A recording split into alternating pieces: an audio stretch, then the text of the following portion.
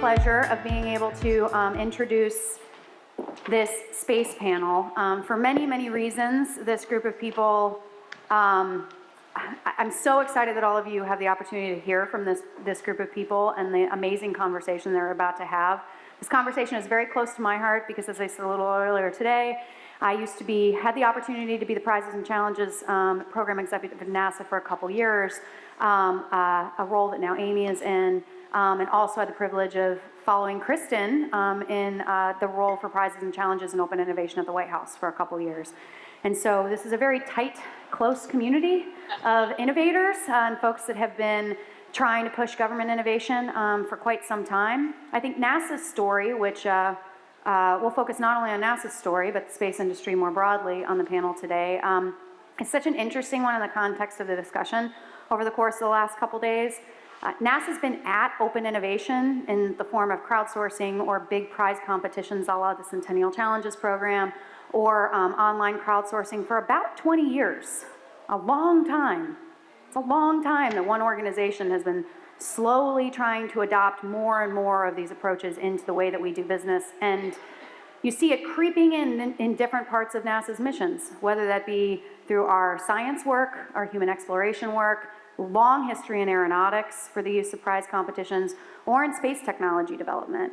The question that was asked earlier about JWST and could we crowdsource a JWST is a very interesting one, because it gets into a question of scale of the application of crowdsourcing approaches. Is it at the component level? Is it actually at the mission level that we could think about some of these things? And where are we actually seeing that happen in the space industry after 20 years of experience doing that?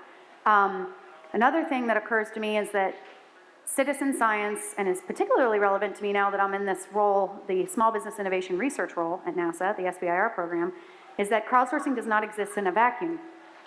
It's one of many tools that an organization has in order to be able to advance its mission. And so the discussion that we've had the last couple days about how important talent, GE talking about the people portion of the equation, the process portion of the equation, as well, and the methods portion of the equation, it's only part of the overall discussion about how we're transforming how we work. So I think there's a lot of richness to be had in the discussion today. I'm very sad that I can't stay and listen for all of it. But I think the discussion has been very wide, vast, and given us a lot of things to think about over the last couple days, and I hope this panel can bring together a lot of those perspectives specific to a particular industry, the space industry, which frankly is a very, very hard place to work. Space is hard. We say that for a reason. So with that, I will turn it over to Cristin to run you guys through this awesome panel. Enjoy. Thank you, Jen, and thanks to all of you for being here. Jen is herself a steward of much of this change in the space industry and has watched it and helped it unfold. And so she is also somebody to find and corner about these, as you've learned all day long. And so thank you this afternoon for being here. We stand between us, you, and a Friday afternoon, so we're going to make this awesome. We're going to be talking again about moonshots, and we're going to be talking about that specifically in the context of space exploration. I think earlier today we were using the phrase moonshots more broadly, and when I think about this pop-up panel over here with the astronauts standing on the moon, 50 years ago, these moonshots were out of reach for most of us. Sending a man to the moon, and yes, at that point, a man, and bringing him back safely was something only a government can do. It required massive amounts of investment. But today, and as you're going to hear from our panel, over these types of moonshots in space exploration and innovation, building a robust space economy, thinking about space innovation and space science, that's in reach for all of us. And people young and old now have at their fingertips the tools, data, information, but also the open doors from space agencies like NASA to let anybody make a difference in how we become an interplanetary species, and also how we learn more about our own planet. And so with that, besides reflecting on what an amazing time it is to be alive, that we are able to do this as individuals and as small teams, I'm excited to introduce you to our panelists.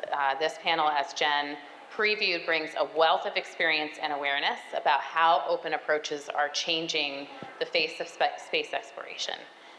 changing and growing the commercial space economy. I've also had the opportunity to professionally intersect with them at a variety of points in my own career. Before serving at the White House Office of Science and Technology Policy, in which in addition to open innovation, I geeked out a lot on space policy.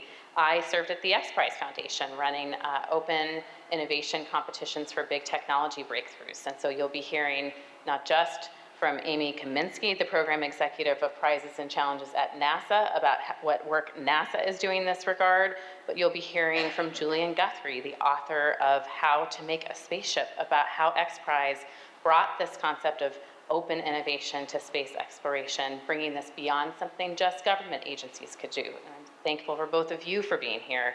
And Cristin, the CEO and co-founder of HeroX, building on that learning in X Prize days to thinking about how digital technologies, digital access, and open innovation online through platforms like HeroX can help us bring more people into building a new set of open innovation technologies for space exploration. But this isn't just about opening up challenges, it's also about opening up flow of capital. And so we'll also hear from Dr. Sean Casey, who is the co-founder of the Silicon Valley Space Center, who's looking at how crowdfunding and flow of capital to new entrepreneurs in space is changing what types of companies can grow, what types of entrepreneurs can help make change. So we're really gonna go deep today in what's happening in the space industry and how it is opening up. And if the space industry can change, as Jen mentioned, any industry can change and open up. And so with that, I'm gonna ask each of our panelists to give 2 to 3 minutes of just opening stage setting, so you get a sense of who they are, what amazing expertise they bring. We're gonna talk a little bit amongst ourselves, and then we're gonna open it up for panel discussion. We're gonna try to end by 5:15 sharp, right, Amy? Right. So I'm tasking you to be our first presenter to give us an overview of what's happening at NASA with space innovation. I know we heard a little bit about that from Steve Rader earlier today. Over to you, Amy. Thank you, Cristin. I guess this is. So as Cristin mentioned, my name is Amy Kaminski, and I'm the program executive for Prizes and Challenges at NASA headquarters here in DC, which means that I am responsible for facilitating and promoting the use of crowdsourcing methodologies within the agency. So prizes and challenges, as well as citizen science activities. I also help to facilitate. Next slide. That's supposed to be me. I'm happy to do it. Thank you. I got this. Oh, it changed colors. Nonetheless, it's all up there. So traditionally at NASA, well, we've been in operation now for 60 years. We just hit our 60th birthday earlier this month. Have been exploring space, improving our understanding of the Earth system, as well as improving aeronautic systems. And we've done that by way of generally our NASA workforce, in partnership with contractors in the aerospace industry, academic scientists, as well as international space agencies. And we've used methodologies or acquisition methods, including contracts, grants, cooperative agreements, memoranda of understanding, those kinds of things. That's the way we've generally done these very large space programs and projects that you've been familiar with and you probably recognize some of them up here. Next slide, please. But now the faces of innovation at NASA are really beginning to change. And it's not to say that we don't still rely and won't heavily rely on those other actors that I just shared with you before for doing our major space telescopes and big human spaceflight systems. I mean, these are systems of systems, and they require certain expertises and abilities to bring things together. However, we're recognizing that, like so many other organizations, like so many of your organizations are, that that there's such value in crowdsourcing and going to the crowd for new ideas. We also recognize, and Steve Rader made this point earlier today, that this is really also a new form of public engagement. And so we're not just seeing the public anymore solely as spectators of what we do, but we're seeing them as collaborators and having a value to NASA and a co-ownership of the kind of work that we're doing. So as Jen mentioned, for about 15 to 20 years, we've been in the business of crowdsourcing activities. We've run more than 400 different challenges and prizes, if you total them up over all of the different programs that we have. And we've also facilitated dozens of citizen science projects. we have in place the people, the programs, the policies, the infrastructure to make these initiatives happen at the agency. And so I work very closely with Steve and Lynn Bucco and Jen and many others here that to create an awareness within our workforce of these activities. Last slide. And also externally, it's important, as I like to say, that a good crowdsourcing project is not a good crowdsourcing project unless you have a crowd that's going to support you and be part of your project. And so we have a site called NASA Solve. See the website here where you will find all of the projects that are open to the public to participate in. So I invite you to all take a look at that. And that's it for my remarks until question and answer. Thank you, Amy. And so, Julian, I want to turn it to you, and we'll come on back this way to share with us what you found about how this open innovation is happening outside of NASA, including the history of the Ansari X Prize and how to make a spaceship.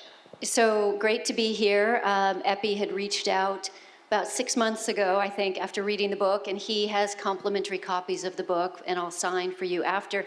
So I am a journalist and an author, and I found out about this guy named Peter Diamandis, who was a big dreamer of getting to space, and I became very curious about what the X Prize was, and how a boy who dreams of getting to space without the government's help, how he realizes that dream. And one really pivotal point is that he crowdsources his quest, his dream. And it's a really specific case of how crowdsourcing can make your dream come true, can launch an industry, and can really galvanize great change. So I love the story, I love the dreams within it, and the passion and the persistence and grit. So it really shows how innovation can happen when you reach out to those who have the same passion but think differently about a solution.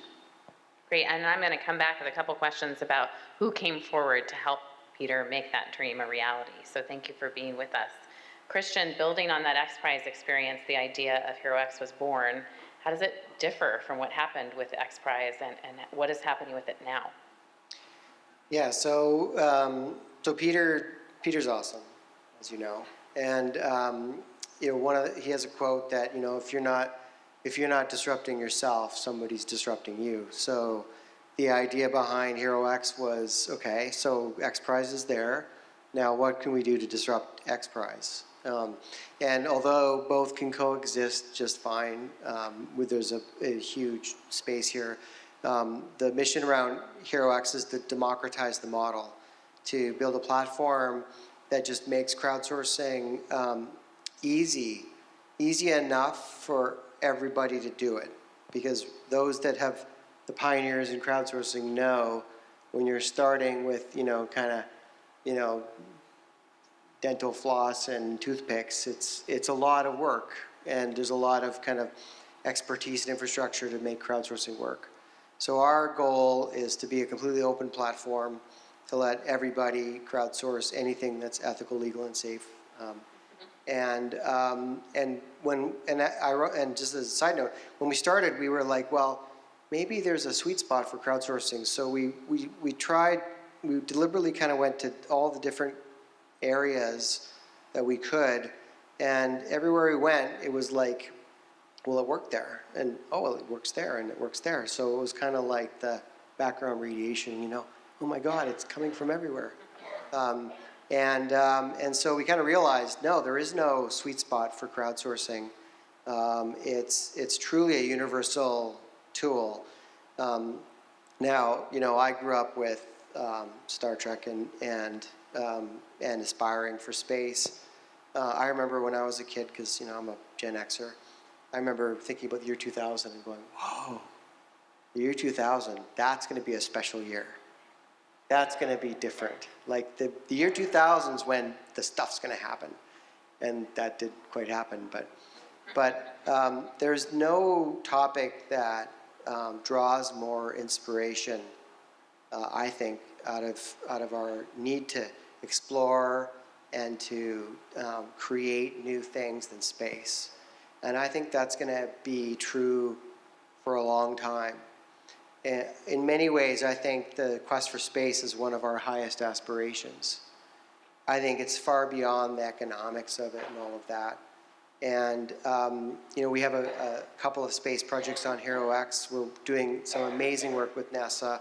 They've been so awesome to work with. And people don't realize that, the US government is innovating in open innovation more so than most other entities. It's really quite amazing, and you guys deserve a lot of credit for being pioneers in this, absolutely. My job now is to democratize it and make it as universal as social media marketing. We use the internet for outreach to consumers. Why not use it to outreach to producers? Isn't that the more important function that we do as humans? Collaborate to create things rather than just buy stuff from each other. So I'm really excited about the future and how HeroX can help make that a reality. It's an amazing tool. It's a lot of optimists up here. I like this. And so I'm thinking about the companies that I know have come out of X Prize, that I know have come out of NASA-sponsored competitions, and those entrepreneurs that find their way on HeroX. And so, Sean, I know one dynamic for them is they've now been sparked, they've created a great idea, and there needs to be a sustainability path for them as startup companies and as entrepreneurs. And so I'd love to hear from you about what you've seen happening related to how open and crowd is affecting funding in what traditionally has been a rather closed industry. So, Sean. Yeah, sure.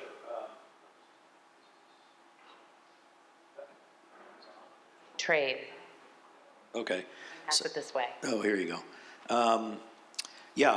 Let's see. Next week, I'm actually headed up to New York for the Economist Space Summit, and this is going to be their second version of this. Pretty much what we've seen over the last 10 years with the successful conclusion of the X Prize has been a growing awareness of how entrepreneurs can get traction in space. Very early on, I spent 20 years working for NASA, and I used to get phone calls from young students saying, hey, I'm an aerospace student, I'm interested in, getting engaged in the industry, where should I go? And what I would do is I would direct them to Peter's X Prize page. I'd say, look at all the companies that are listed here that are competing in the X Prize, rather than thinking about doing a job, pushing paper at Boeing or Lockheed or wherever, which is where a young engineer usually cuts their teeth. Take a look at some of these aggressive startups that were really brought to students' attentions through the X Prize program. Peter later on went to with the success of the X Prize, created the Google Lunar X Prize. And today, just earlier this year, NASA had a meeting about next generation lunar experiments. And the interesting thing about that meeting was there was literally half a dozen funded GLXP companies focused on lunar landers. Those include Moon Express. Naveen was up here talking about a lot of things, but Moon Express, he was one of the early investors in Moon Express. Astrobotic, also Space IL, the Israeli lander team. Team Indus, an Indian team, part-time scientists, a German team. And so today, as we're looking at 2020 and beyond, I think that the moon is a very attractive option for all of these entrepreneurs that we're not talking about today. Moon Express is not getting, I know about it, but I think there's a lot of lunar activities which is sort of in the queue here. The last 10 years, what have we seen? We've seen the explosion of activities and low Earth orbit. I don't know if you have any of those slides. Yeah. There you go. Let's go to the next one. Let's go back it up there. This is my understanding. I would say that Zach Manchester, who was a student at Cornell, was one of the first to do a crowdfunded campaign for what he called KickSat. And of course, it was Kickstat because it was done on Kickstarter. And it was actually his graduate student it was his PhD thesis. And as every PhD student knows, money is hard to come by. And so what did Zach do? He actually raised $70,000 on Kickstarter for his ChipSat program, which today is being done with Mason Peck and another number of others about Starshot, which is, let's send, under Pete Worden, let's send a light sail mission to a nearby star system. ChipSat is part of that, and this shows the concept of ChipSat, which is a satellite that's on a chip. And if you aren't a space geek, Pete Worden and Oh. Mason Peck, Yeah, both formerly deep leaders at NASA. so Exactly. involved Pete now. Worden was responsible for a lot of the innovative concepts that come out of NASA Ames, and to embrace the small sat area. So there's a lot of things like Skybox and Planet Labs that actually have their genesis out of the NASA centers, and guys going off and doing startups. So let's go to the next slide here. This is just a mock-up of what the Kicksat was about. It had about 300 of these small sat, chipsat modules, and to me, it was the lowest price point for getting yourself into space.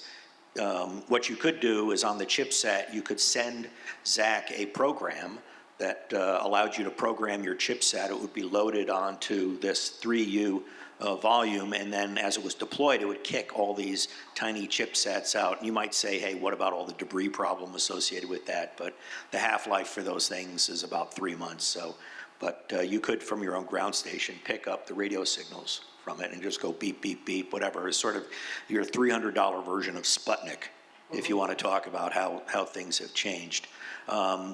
Gen 1 of this had some problems, like all first generation programs, in that a radiation exposure ended up resetting the clock on the module, so it actually never kicked him out. Gen 2 was a better success for Zach. Let's go to the next slide here. A lot of other things. This is all circa 2011, 2012, but what you saw was that a number of other startups jumped on the Kickstarter bandwagon for crowdfunding those programs. And I would say crowdfunding in this sense was really, in the startup world, as your minimal viable product. I have a product, can people buy into it? And so ArduSat, I believe, is listed here. ArduSat later morphed into Spire, which just recently this year pulled in about $70 million from funding from Lux. It's pulled in about $140 million.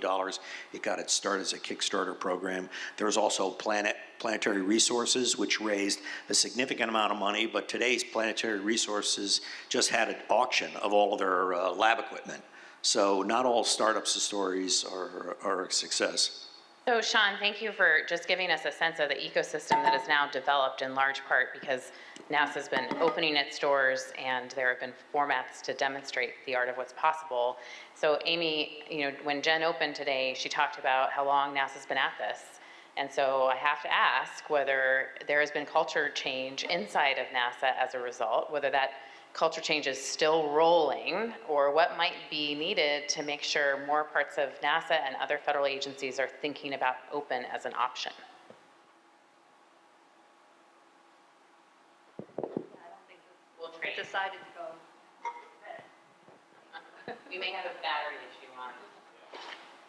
We'll trade Or it's it out. remote control. Anyway, so you asked about culture change within NASA, and we're part of the federal government, and the federal government certainly has established ways of doing things. Generally, through grants, through contracts, through cooperative agreements, and that sort of thing. These are the ways people are used to operating. For better or for worse, I will say, they have led to the big programs that you saw on my one slide, Space Shuttle and the Mars rovers and things like that. I say for better or for worse because there are often, delays and cost growth associated with them, but that's the way people generally know how to work. these new ideas got, I mean, we were aware of what was happening with the X Prize in 2003, right? 2003, 2004.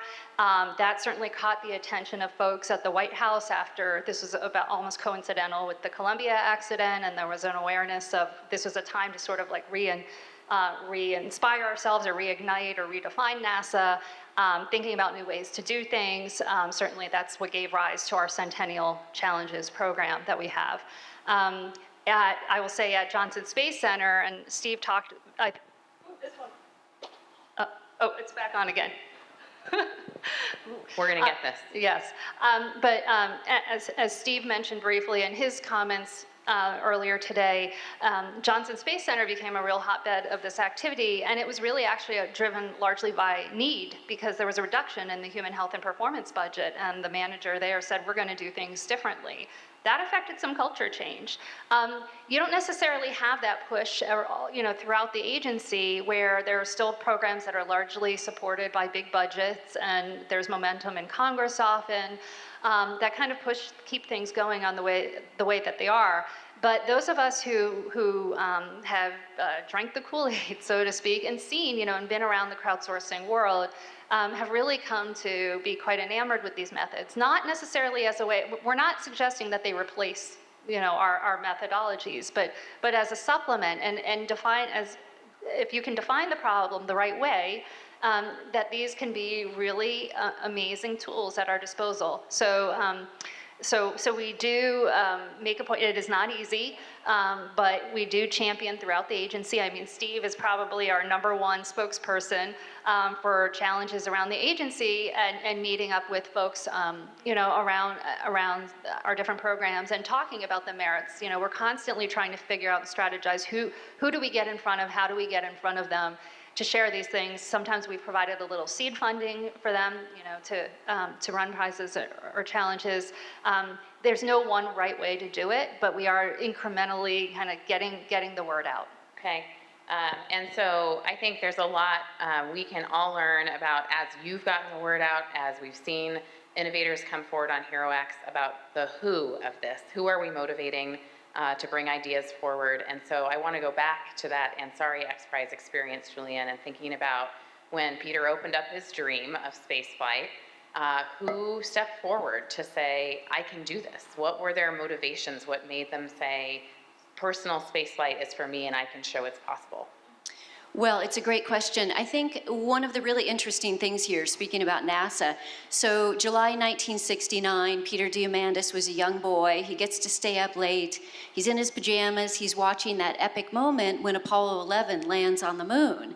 And from that moment forward, he's really inspired or obsessed, however you look at it, to get to space. And by the time he earns this six-pack of degrees at MIT and at Harvard, he's looking around, and in his mind, NASA was under-delivering, and the space shuttle was over budget, and it just, for space geeks at that time, and I say that very fondly, with great admiration, it was not delivering. So he looks around, and he actually takes his inspiration from a moment in history when there was also the really innovative use of crowdsourcing, which was with Charles Lindbergh.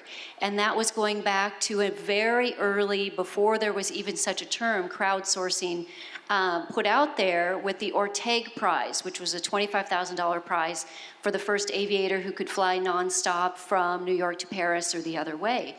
And Peter's reading this book and he has this aha moment. And so then he goes back to St. Louis, where Lindbergh found his backers. He announces this $10 million prize. Minor detail, he doesn't have the $10 million. That's very Peter Diamandis. But who do you get when you crowdsource your problem? And that's a great question. You get these kind of off-the-grid, mavericks, think different types. You get Burt Rutan in the Badlands of the Mojave Desert. He's a god among aviation designers. For anyone who flies experimental aircraft or fantasizes about doing so, he's your guy. So you get Burt Rutan. He had phenomenal success with the Voyager, the first plane to fly nonstop, non-refuel around the world. Did that with a small team in the Mojave Desert. You get this engineering student in Romania who, drops out of school to pursue his dreams and risks everything, including his life. You get a rocket scientist who is in England, who has been working at the Colgate toothpaste factory, and hears about the X Prize, about this first team that can build and fly a manned rocket to the start of space, wins $10 million. Steve Bennett in the UK hears about it. So all across the globe, actually, people heard about the X Prize and they responded. And they were not people who worked for any governmental agency. That was a stipulation of the prize. And they all came up, I think there were something like 24 teams. And there was, of course, only one winner, and that was this month, 14 years ago, in the Mojave Desert, and it's a great story. And if any of you are going to the Smithsonian tomorrow or while you're here, be sure to notice Spaceship One next to the plane that inspired it, the Spirit of St. Louis. So from that, also, as you have heard, all of this great innovation is born. And Elon Musk was there at some of those experimental test flights. He was inspired, he told me, by the X Prize. Peter meets with Jeff Bezos when Jeff is just Jeff is just starting Amazon. Richard Branson, who has Virgin Galactic. So it was this whole ecosystem that was nurtured or inspired and that continues very much today. So it wasn't just the winning of that prize, it was everything, this whole ecosystem that came about really because of it. And again, because of this one boy's unrelenting dream. Yeah, and that ecosystem you're talking about is so much what Sean was describing. I'm thinking about the humans in this who are making the decision to take a risk and to raise up their idea. And with all of you here who have been experimenting also online, like HeroX or in smaller competitions, one thing that I would get asked about a lot from my X Prize background was incentives. What's making them come forward? What's the right level of incentive? Is this just about the gold of the prize purse? Is this also about the glory? And are we getting the incentives right such that we get a diverse and inclusive set of innovators coming forward? Cristin, I'm curious if you've been experimenting with incentives. Amy, I'm curious what NASA is thinking about incentives-wise, as well as you structure a wide range of sizes of challenges as well. Cristin. Yeah, great. And I'll just do a shout out for Julian's book. If you haven't read it, read it. I've heard the story from the horse's mouth, but it's a story that will send shivers down your spine about giving up, because Peter should have given up 20 times, 50 times. It's the most improbable story that led to an amazing outcome. It's truly, if you tried to write that as a fiction novel, people would be like, no way, But he's real. He did it, and I really do believe that the space industry that you're seeing here, SpaceX and all of the things, none of that would be happening the way it is if it wasn't for that prize. And the innovation. I'm a bit of a science geek. So, the innovation that's happening there, is going to change the world. It really is, in ways that we don't even really realize yet. So I'm really excited about that. Peter and I like to joke that, everything's trending towards Star Trek, right? And hopefully not Star Wars, by the way, but Star Trek. That's a pretty optimistic future. Yeah, Great. And so, just keep that in mind, right? Everything's trending towards Star Trek. It's a pretty good future, right? And I get excited about speeding it along using crowdsourcing to enable the world to participate in that innovation cycle. I'm impatient, so I want to do that. But to get to your question, you never know where the best ideas are going to come from. And if those who have studied innovation know that if there's a trend, it comes from the misfits, the crazy thinkers, the outsiders. I mean, even in entrepreneurship, that's a standard that is more common than not. Foreign-born U.S. citizens are 3% of the population, but they're 30% of Silicon Valley entrepreneur founders. Think about that. Elon Musk didn't come from the car industry or the space industry. He did online payments, right? And everywhere you look, you'll see it's the outsiders, it's the misfits that are crazy enough to question and challenge things. So of course crowdsourcing is the way to go, because if you only go to the experts, you're only getting a small piece of it. Now what we've learned is it's the collaboration of the experts who have the deep insights about the domain. They need to share that, and then they hold the innovators accountable to make real stuff happen. You can't do it without both. And so it's that collaboration that I get really excited about. And we've seen some really interesting innovations come from the most unlikely people. People that NASA would have never, said, you're hired. We want you to figure out how to poop in space. They wouldn't have done that. And so that really gets me excited, and it's inspiring for everybody. I think HeroX has the opportunity in many ways to, do what the Olympics has done for sports, for science and innovation. And, that's very much needed in the world right now. So I'm very excited about that. Great. Amy, I'm kicking this who question to you also. As you think about who's responded to NASA challenges, practical advice for those in the room that are thinking about structuring challenges on incentives. You have had, just like HeroX has seen, just like X Prize has seen, a remarkable degree of innovators from outfield that don't normally work with NASA, from individuals who would never have responded to a NASA contract. What is the secret sauce in that, and where can you get incentives wrong so that you don't attract that diversity of solvers and experts? Well, I was going to say, it's not necessarily about the incentives that you offer, but it's about defining the problem and making sure it's something that will attract people, and that's sort of at the right challenge level. We shouldn't be, if we know the answer, if we feel like we have a solid solution in mind, we shouldn't be running a challenge, period. But scaling it so that it's not also too hard. You want to have people come in who feel like they have a crack at it. Sometimes, tying back into to monetary incentives, one of the concerns we often have is that you don't have, you have people who start with very little, and you want to be able to get them to a point where they have the capital in hand to actually to have a shot at the big prize. And so we've started, like for our Centennial Challenges program, we run in phases now, and we just did this with our Earth and Space Air Prize as well, where we had a phase 1, and then they got some funding. The semifinalists got some funding for developing a prototype. So it was a design, and then you win something, and so that helps people along, we've learned.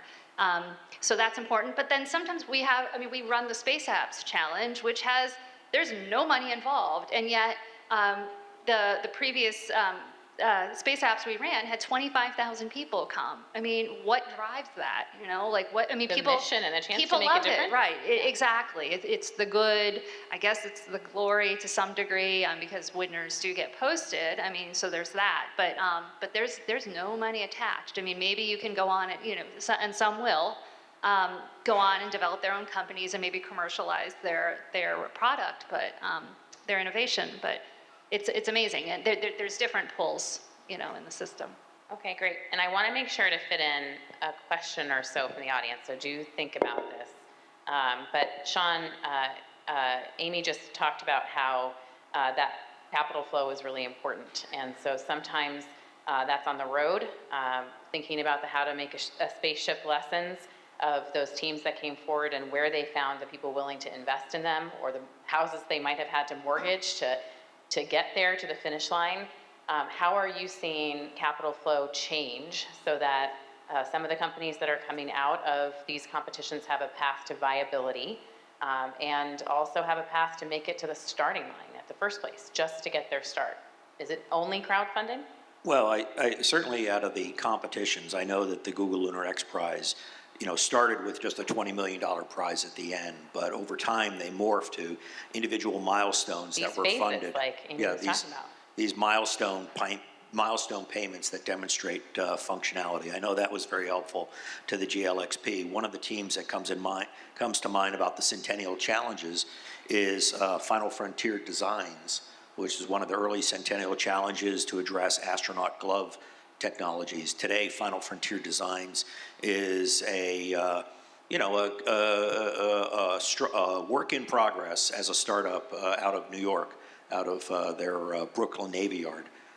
And they're pitching Jason Reimuller, who is working a astronaut training program, just finished a bunch of flights with the Canadian Space Agency to test the Final Frontier Design spacesuit. So you might say, well, where are we going to see a market for these spacesuits? I think Final Frontier Design is also looking at a variety of other markets where boutique technologies are needed to protect the person that's inside. I was on a panel down at another meeting down in Texas, and somebody said, hey, I think venture capitalists are changing their investment criteria for space. And I'm like, no, that's not what's happening at all. What's happened is that space has now fallen into the venture capital funding envelope that is typical of other Silicon Valley startups, and Silicon Valley startups apply that to across the country and around the globe. Tranches of funding where you're able to demonstrate retirement of market risk and technology risk for a seed round, and then a Series A and a Series B and so forth. It's that space entrepreneurship has now made its way to the Silicon Valley model, and that of course excludes what Bezos is able to do or what Elon Musk is able to do. Many years ago we did an event in the Bay Area called Space is Not for Billionaires Anymore. So you don't need $1 billion to go do that. And companies like Planet and Spire and SpaceNow are examples of those. NanoRacks is another one. You're talking about, all of you, this very healthy ecosystem that's starting to develop from the Spark and from NASA's leadership. And NASA, you can now go do the big things and not just get us to the moon, but to Mars. And that healthy ecosystem will help you get there. I'm curious if there is a question from the audience at this point for any of our panelists. Shout it out. I'm just kind of curious, the idea of really just thinking just super audaciously, where could, in 20 or 30 years, the general kind of space industry be? Could it be we're literally taking flights every day to the moon, we're on Mars, just how big can we go? Yeah, so the question is, 2030, he actually stole my last question, which I love so much. My question here was also going to be 20, 30, 50 years out, where can we get? If this is what's happened in so short a period of time, what is the big vision for the future of the space economy, space exploration? I guess, what's our moonshot? Anyone want to take it? Cristin, the optimist. I'm just the most foolhardy to answer that question. Well, so I'm a bit of a student of history and science, and it doesn't go in a linear track, If you look at things like as simple as the cell phones, they were constantly overestimated for adoption, and then they kind of gave up, and then they kind of underestimated it, and then it went from 5% to 90%, and nobody predicted that. Science tends to go in leaps, and accessibility in terms of the capabilities goes in leaps.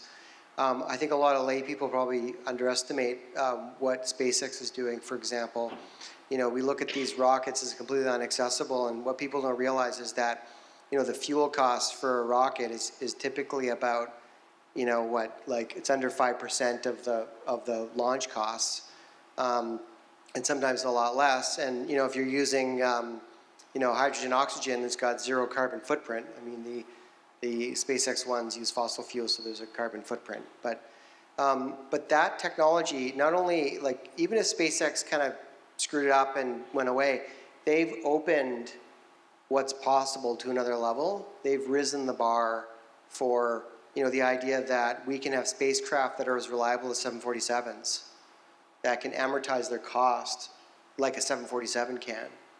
And just like the 747, allowed us to cross the Atlantic or cross the continent for, really an unthinkable price point compared to what it used to be. I think that's the direction we're heading. So it's hard to predict when those big step functions will occur. but the fundamental progress is being made.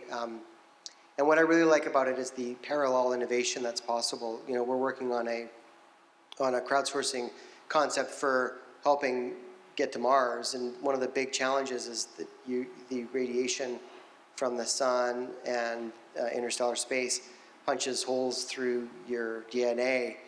And so we're looking at, like, how do we crowdsource that? So, you know, I was just online, just Googling it, and I can't believe how much access to information, like, a regular person has.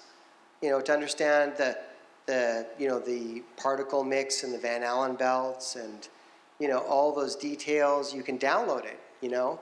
So the accessibility Often to, from nasa.gov. exactly. So the accessibility to a layperson to do stuff that 20, 30 years ago, you had to be inside an organization to even know what to know. Now it's available, and we underestimate how unbelievable, it's a billion timesing in many ways, our ability to innovate, and that's, again, what excites me the most. It is very exciting. I see Sean has a vision of the future to share as well. Well, I tell people what you're waiting for is that Netscape moment. And what was the Netscape moment, if people can kind of think back? Netscape. Some of our crowd might not be old enough to remember Yeah, that well, the moment. Netscape moment was when Netscape had its IPO, which was the start of the internet bubble. Netscape had its IPO, and Bill Gates and others in Seattle were still trying to figure out whether the internet was actually going to be a thing, whether they should have Microsoft Explorer. And the IPO meant that investors could get a huge return on their money. Well, I think what we're waiting for in this space sector, we've got a bunch of entrepreneurs that are looking for funding, probably over 100 plus companies that are started on a global scale. Likewise, if you go through things like Crunchbase or PitchBook, you can see that there are like 250 plus investors that have dipped their toe in the water here. What we're waiting for is a big ROI, a demonstrated ROI out of this sector. SpaceX probably not going to have an IPO because Musk wants to keep the company private so that he can remain control of it. But if we had Spire or something have a big IPO, if Planet has a big IPO, what's going to really kick this thing off for a 21st century Stanley Kubrick type space program is a return on investment, because there's a lot of money that's sitting on the sidelines, and what we really need to see is demonstrated business models that actually work, where companies go either through M&A or private or public offering, and that people will just pile in because they want the ROI. Amy, your moonshot, and then Julianne, you're going to close us out with another dream that you might have seen. Very quickly, I am not even going to hazard a guess as to what that future will look like, but I'm pretty confident that there will be a lot fewer books about NASA. I mean, we've seen in history, that NASA has been the dominant actor along with the space industry, and a lot more books that look like Julianne's book going forward, telling the history.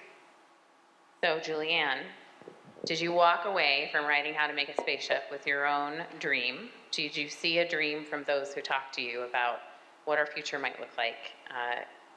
Well, I think that what I really got from that story, it wasn't just Peter's dream. It was all of these different pieces of this puzzle, and who filled which piece. And Burt Rutan steps in and does this, and the fundraising side needs this, and so it was this story that was achieved in part through crowdsourcing, but there were many, many parts to it.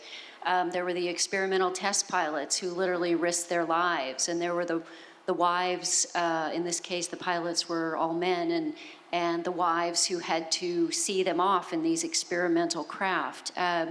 So it really took the very best of the human spirit.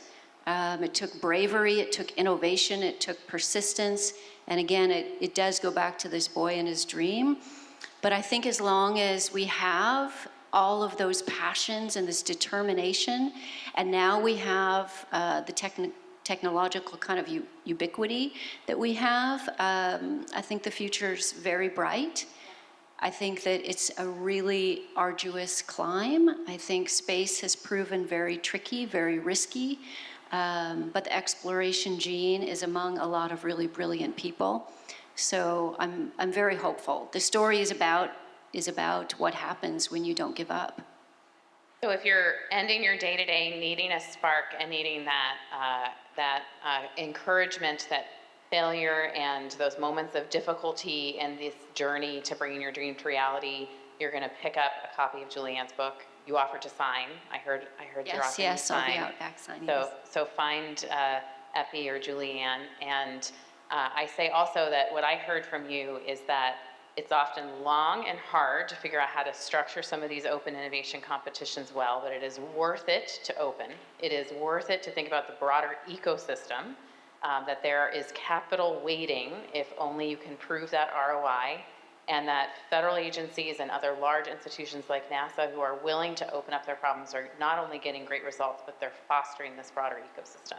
So if all these pieces can come together, your 50-year moonshot, your 50-year vision might come to pass. And so that's going to require all of us to be brave in opening up our problems and to encouraging others. If you're offering platforms and ways to do that, encouraging others to go open as well. So thank you all for being here this evening with us. Thank you all for being here. You guys have inspired me. And so thank you for your time. Thank you. That was really good.